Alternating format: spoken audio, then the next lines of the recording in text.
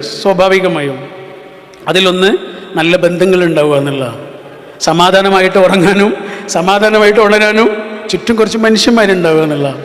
നമ്മളെ മനസ്സിലാക്കുന്ന മനുഷ്യന്മാരും നമ്മൾ മനസ്സിലാക്കുന്ന മനുഷ്യന്മാരും ഉണ്ടാവുക എന്നുള്ളത്.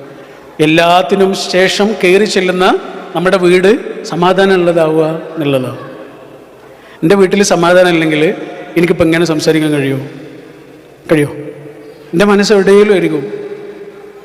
വീട്ടിൽ സമാധാനം ഇല്ലെങ്കിൽ ഒരാൾക്ക് നന്നായി ഭരിക്കാൻ കഴിയുമോ? വീട്ടിൽ സമാധാനം ഇല്ലെങ്കിൽ ഒരു എഞ്ചിനീയർക്ക് അയാളുടെ ജോലി സമാധാനമായിട്ട് ചെയ്യാൻ കഴിയുമോ? വീട്ടിൽ സമാധാനം ഇല്ലെങ്കിൽ ഒരു ഡോക്ടർക്ക് അയാളുടെ ജോലി സമാധാനമായിട്ട് ചെയ്യാൻ കഴിയുമോ? വീട്ടിൽ സമാധാനം ഇല്ലെങ്കിൽ ഒരു സർജൻ്റെ അവസ്ഥ എന്തായിരിക്കും? അയാളുടെ കൈ ഇങ്ങനെ വറുക്കൂലേ? വീട്ടിൽ സമാധാനം ഇല്ലെങ്കിൽ ഒരു കൽപ്പണിക്കാരന് അയാളുടെ ജോലി സമാധാനമായിട്ട് ചെയ്യാൻ കഴിയുമോ? നമ്മൾ അവസാനം കയറി ചെല്ലുന്ന സമയത്തെ സമാധാനം ഉണ്ടാവുക എന്നുള്ള സ്ഥലത്ത് സമാധാനം ഉണ്ടാവുക എന്നുള്ളത് നമ്മുടെ മാത്രം ആവശ്യമല്ല, ഈ ലോകത്തിൻ്റെ ആവശ്യമാണ്. കാരണം നമ്മൾ ക്രിയേറ്റീവ് ആകണമെന്നുണ്ടെങ്കിൽ നമുക്ക് സമാധാനം വേണം, പീസ് വേണ്ടേ?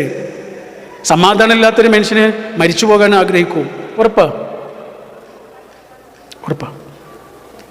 വീട്ടിൽ സമാധാനം ഇല്ലെങ്കിൽ ഒരാൾ ഏറ്റവും ആഗ്രഹിക്കുന്ന കാര്യം എന്തായിരിക്കും എന്നറിയാം?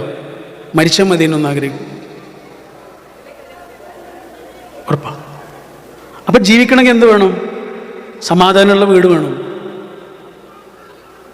ഇത് പ്രസംഗിക്കാൻ വേണ്ടി പറയണല്ല. ആലോചിച്ച് നോക്കുക നിങ്ങൾ. വീട്ടിൽ സമാധാനം ഇല്ലെങ്കിൽ ഒരാൾ മരിച്ചാൽ മതി എന്നൊന്ന് ആലോചിക്കും. അപ്പം ജീവിക്കണമെങ്കിൽ അയാൾക്ക് എന്ത് വേണം? സമാധാനം വേണം. അയാൾക്ക് കിട്ടിയ മനുഷ്യന്മാരിൽ നിന്ന് സമാധാനം ഉണ്ടാവണം. അവരയാളെ കൈവിടാതിരിക്കണം.